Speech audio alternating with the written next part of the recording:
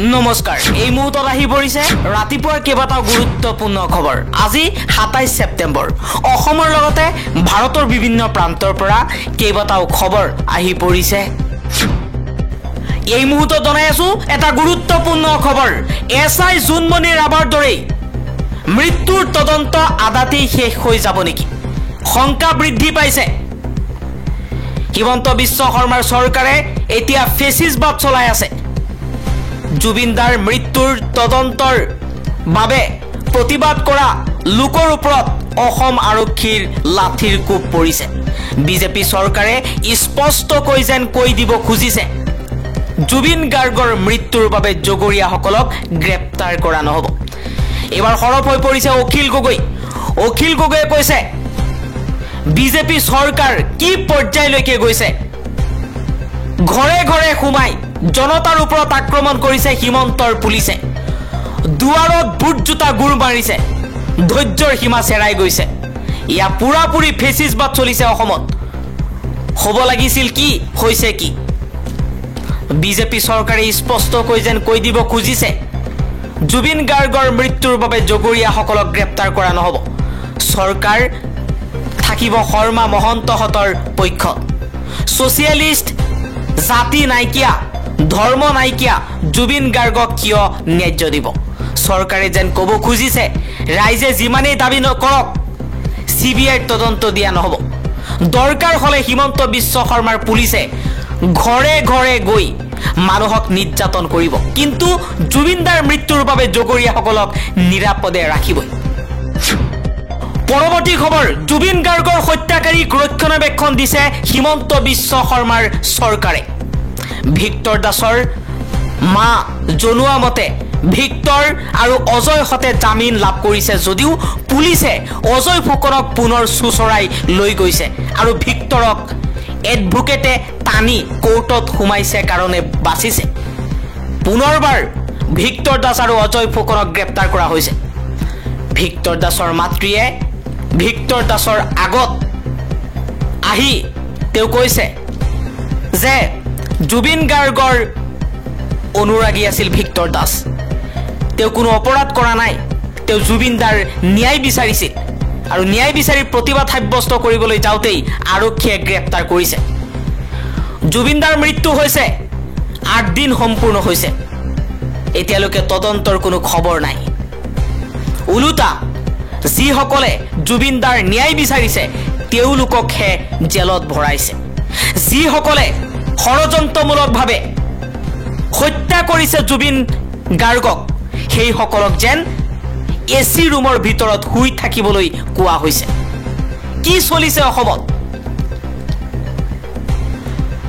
অখিল গগৈয়ে কৈছে ইয়া হল আজিৰ অসম হিমন্ত বিশ্ব শৰ্মাৰ অসম জুবিনদাৰ মৃত্যুৰ অভিযুক্ত সিদ্ধাৰ্থ শৰ্মাৰ ঘৰত প্ৰতিবাদ কৰিবলৈ গৈ গ্ৰেপ্তাৰ হোৱা ভিক্টৰ দাসে সিজিএম কোৰ্টত জামিন পাইছে জামিন পোৱাৰ পাছত ৰাতি 10 মান বজাত পুলিচে কোৰ্টত সোমাই ভিক্টৰক সুচৰাই আনিছিল আদালত চৌহদত পুত্ৰক বচাবলৈ মাকে পুলিচক কেনেকৈ বাধা দিছে এবাৰ চাওক পুলিচে কি কৈছে ভালদৰে শুনক কান্দি কান্দি মাতৃ আৰু পুত্ৰই পুনৰ গ্ৰেপ্তাৰৰ পৰা ৰেহাই বিচাৰিছে ইয়াই অসমৰ জনগণৰ প্ৰকৃত অৱস্থা হিমন্ত বিশ্ব শৰ্মাৰ শাসনকালত জনগণৰ নিৰাপত্তা নোখোৱা হৈ পৰিছে জনতাৰ কথা নোখোৱা হৈ পৰিছে জনতাৰ দাবীবোৰ মানিবলৈ বাধ্য নহয় যেন তাকেই ক'ব বিচাৰিছে গণতন্ত্ৰ এতিয়া অসমত কাগজৰ শব্দ দৃশ্য দেখি মোৰ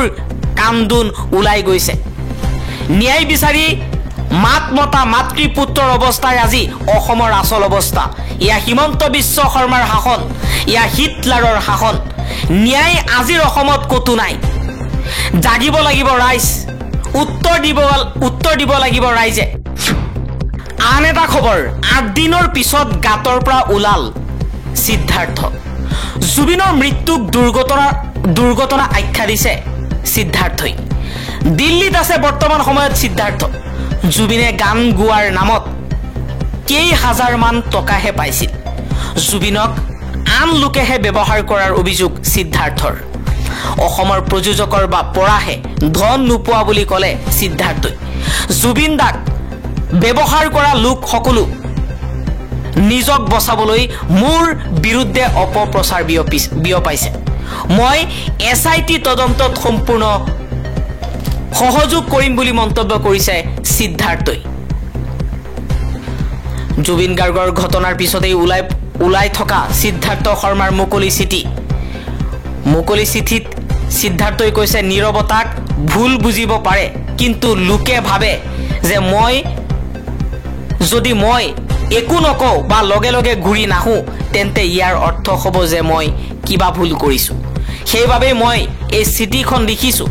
মই সকলোকে জনাব বিচাৰোঁ যে মোৰ লুকুৱাবলগীয়া একো নাই। মই পলাই যোৱা নাই। মোৰ সুৰক্ষাৰ আশা আৰু সত্য দাঙি ধৰাৰ এক উচিত সুযোগ পোৱাৰ লগে লগে মই গুৱাহাটীলৈ আহিম আৰু SIT তথা ৰাইজৰ আগত মোৰ পক্ষ দাঙি ধৰিম। পৰৱৰ্তী খবৰ ঘোষণা কৰা হৈছে BTCৰ নিৰ্বাচনৰ ফলাফল। BTCত 40খন আসন আছে। 40খনৰ 27খনতে জয়লাভ কৰিছে BPF। দেৱৰগাঁও সমষ্টিত জয়লাভ কৰিছে হাগ্ৰামা মহিলাৰীয়ে আৰু গয়বাৰী সমষ্টিত জয়ী হৈছে প্ৰমোদ বড়ো। BJP আৰু UPPLক ধুলিসাৎ কৰিছে BTCত হাগ্ৰামা মহিলাৰীয়ে। একক সংখ্যা গৰিষ্ঠতাৰ সৈতে চৰকাৰ গঠন কৰিছে হাগ্ৰামা মহিলাৰীয়ে। BTCত 27খন আসনেৰে ইতিহাস ৰচনা কৰিছে VPF। হাগ্ৰামাৰ ৰণকৌশলত বিধ্বস্ত UPPL BJP। 40খন আসনৰ 27খনতেই জয়লাভ কৰিছে BPF। আন এটা খবৰ জুবিন গাৰ্গৰ মৃত্যুৰ পাছত যেন পুনৰ উগ্ৰ হৈ পৰিছে হিমন্ত বিশ্ব শৰ্মাৰ চৰকাৰ। অসম প্ৰদেশ কংগ্ৰেছে কৈছে প্ৰকৃতি ভাল পোৱা, গছ ভাল পোৱা জুবিন গাৰ্গ দেৱে জীৱিত কালত বাৰম্বাৰ দীঘলী পুখুৰীৰ গছ কটাৰ বিৰোধিতা কৰিছিল। তেখেত পঞ্চভূতত বিলীন হোৱাৰ ঠিক পিছতেই চৰকাৰে পুনৰ দীঘলী পুখুৰীৰ পাৰত গছ কটা আৰম্ভ কৰিছে। সেই কাৰ্য গৰিহণা জনাই জুবিন গাৰ্গ দেৱৰ উদ্ধৃতি আৰু ফটো সম্বলিত পোষ্টাৰ আৰি একাংশ প্ৰকৃতি প্ৰেমীয়ে গছখিনি বচাবলৈ গণতান্ত্ৰিক আন্দোলন সাব্যস্ত কৰিছিল। কিন্তু সেই প্ৰতিবাদ বন্ধ কৰিবলৈ আৰক্ষীয়ে সমবেত লোকসকলৰ ওপৰত জঁপিয়াই পৰে। টানি আজৰি নি কেইবাজনো লোকক আটক কৰা হয়। এতিয়া সকলোৰে মনত প্ৰশ্ন হৈছে, যি সময়ত জুবিন গাৰ্গৰ ৰহস্যজনক মৃত্যুৰ উচিত তদন্ত তথা দোষীক কঠোৰ শাস্তি প্ৰদানৰ দাবী উত্থাপন হৈছে, সেই সময়ত কিন্তু এতিয়াও অভিযুক্তক কৰায়ত্ব কৰিবলৈ সক্ষম হোৱা নাই আৰক্ষী। ইয়াৰ বিপৰীতে শান্তিপূৰ্ণ প্ৰতিবাদ সাব্যস্ত কৰা এই লোকসকলক আটক কৰি চৰকাৰে নিজৰ ব্যৰ্থতা ঢকাৰ চেষ্টা কৰা নাইনে? অসমত প্ৰতিবাদী বেনাৰ লগোৱাটো আৰোপ কৰা হৈছে নেকি নিষেধাজ্ঞা? প্ৰকৃততে কোন দিশে গতি কৰিছে অসমৰ সমাজ ব্যৱস্থা? হিমন্ত বিশ্ব শৰ্মাই অসমখনক কোন দিশত লৈ যাব বিচাৰিছে? পৰৱৰ্তী খবৰ আধুনিক প্ৰযুক্তিৰ সহায়ত জুবিন গাৰ্গৰ হত্যাকাৰীক আইনৰ আওতালৈ আনিব লাগিছিল, কিন্তু তাৰ সলনি সাধাৰণ অপৰাধৰ অপৰাধীৰ দৰে তেওঁলোকক নোটিছ জাৰি কৰিছে। এইবাৰ সৰব হৈ পৰিছে অৱসৰপ্ৰাপ্ত IPS বিষয়া ভায়লেট বৰুৱা। ভায়লেট বৰুৱাই কৈছে এজন বিখ্যাত জনপ্ৰিয় শিল্পী তথা অসুস্থ মানুহক জানি শুনি বিপদজনক ভাৱে মৃত্যুৰ মুখলৈ ঠেলি দিলে তেওঁৰেই একাংশ ঘনিষ্ঠই। এইটো জানি শুনি কৰা এটা গুৰুতৰ অপৰাধ। এই অপৰাধৰ সন্দেহযুক্তসকলক বিচাৰি আৰক্ষীয়ে দেশৰ বিভিন্ন ঠাইত ৰেড চাৰ্চ অপাৰেশ্যন চলাই বা আধুনিক প্ৰযুক্তিৰ সহায়ত তেওঁলোকক আইনৰ আওতালৈ ইতিমধ্যে আনিব লাগিছিল, কিন্তু তাৰ সলনি সাধাৰণ অপৰাধৰ অপৰাধীৰ দৰে তেওঁলোকক নোটিছ জাৰি কৰিছে। ইতিমধ্যে দেশৰ ভিতৰত পলাতক হৈ থকা সন্দেহযুক্তৰ বাবে LOC লুক আউট সাৰ্কুলাৰ শীঘ্ৰে জাৰি কৰিব লাগিছিল, নহলে তেওঁলোক দেশ এৰি পলাই যোৱাৰ সম্ভাৱনা থাকে। যদি বিদেশত আছে তেওঁলোকৰ বিৰুদ্ধে ৰেড কৰ্নাৰ নোটিছ জাৰি কৰি হলেও তেওঁলোকক আইনৰ আওতালৈ আনক, তদন্ত ক্ষিপ্ৰতৰ কৰক বুলি দাবী জনাইছে ভায়লেট বৰুৱাই। পৰৱৰ্তী খবৰ জুবিন গাৰ্গৰ মৃত্যুৰ তদন্ত নিৰপেক্ষ হ'ব লাগিব। তদন্ত পানী নসৰকা ধৰণৰ হ'ব লাগিব। তদন্ত উচ্চ স্তৰীয় হ'ব লাগিব। কাৰোবাক বচাবৰ বাবে তদন্ত নহয়, দোষীক শাস্তি দিবই লাগিব। শ্যামকানু মহন্ত, সিদ্ধাৰ্থ শৰ্মা এই দুয়োগৰাকী অক্ষমনীয় অপৰাধত অপৰাধী। এইবাৰ সৰব হৈ পৰিছে আছুৰ সভাপতি উৎপল শৰ্মা।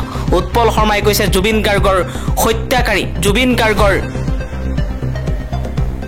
মৃত্যুৰ লগত জড়িত লোকসকলক অক্ষমনীয় অপৰাধত অপৰাধী হিচাপে গণ্য কৰি কঠোৰৰ পৰা কঠোৰ শাস্তি বিহিব লাগিব চৰকাৰে। পৰৱৰ্তী খবৰ, সামাজিক মাধ্যমত শ্যামকানু মহন্তৰ পৰিয়াল সন্দৰ্ভত অপপ্ৰচাৰৰ অভিযোগ। দুলু আহমেদৰ বিৰুদ্ধে মানহানিৰ গোচৰ তৰিব গুৱাহাটী বিশ্ববিদ্যালয়ৰ উপাচাৰ্য তথা শ্যামকানু মহন্তৰ ডাঙৰ ভাতৃ ডক্টৰ ননীগোপাল মহন্তই। আন এটা খবৰ, জুবিন গাৰ্গৰ ন্যায় বিচাৰি CIDত এজাহাৰ দাখিল শিল্পী সমাজৰ।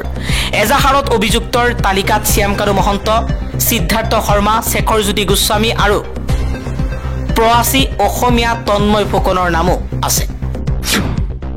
পৰৱৰ্তী খবৰ, সোনম ৱাংচুকক গ্ৰেপ্তাৰ। লাডাখক পূৰ্ণাংগ ৰাজ্যৰ দাবীৰে কৰা আন্দোলনৰ নেতৃত্ব লৈছিল ৱাংচুকে। এই আন্দোলন হিংসাত্মক ৰূপ লোৱাত অশান্ত হৈ পৰিছিল সমগ্ৰ লাডাখ অঞ্চল। তাৰ পাছতেই আজি গ্ৰেপ্তাৰ কৰা হৈছে সোনম ৱাংচুকক। পৰৱৰ্তী খবৰ, জুবিন গাৰ্গৰ মৃত্যুৰ তদন্ত ক্ষিপ্ৰতাৰে কৰিবলৈ আহ্বান জনাইছে অংগৰাজ পাপন মহন্তই। পাপন মহন্তই কৈছে, অনুৰোধ জনাইছো তদন্ত আৰু তীব্ৰ গতিত হওক আৰু আমি বিচৰা প্ৰশ্নবোৰৰ উত্তৰবোৰ অতি সোনকালেই পাওঁ। আন এটা খবৰ, জুবিন গাৰ্গক লৈ বদৰুদ্দিন আজমলৰ ডাঙৰ ঘোষণা। জুবিন গাৰ্গৰ নামত প্ৰতি বছৰে আৰ্থিকভাৱে পিছপৰা শিল্পীলৈ আগবঢ়াব 10 লাখ টকা। ডাঙৰ সিদ্ধান্ত গ্ৰহণ কৰিছে জুবিন গাৰ্গক লৈ বদৰুদ্দিন আজমলে। জুবিন গাৰ্গৰ নামত প্ৰতি বছৰে আৰ্থিকভাৱে পিছপৰা শিল্পীলৈ 10 লাখ টকাকৈ আগবঢ়াব বুলি মন্তব্য কৰিছে। পৰৱৰ্তী খবৰ, জুবিন গাৰ্গক ভাৰত ৰত্ন প্ৰদানৰ দাবী অসম সাহিত্য সভাৰ। এই দাবী সভাপতি ডক্টৰ বসন্ত কুমাৰ গোস্বামী। জুবিন গাৰ্গৰ সকলো সৃষ্টি অসমীয়া, হিন্দী আৰু ইংৰাজীত প্ৰকাশ কৰাৰ ঘোষণা কৰিছে আৰু অতি সোনকালেই জুবিন গাৰ্গক যাতে ভাৰত ৰত্ন প্ৰদান কৰা হয় তাৰ আহ্বান জনাইছে।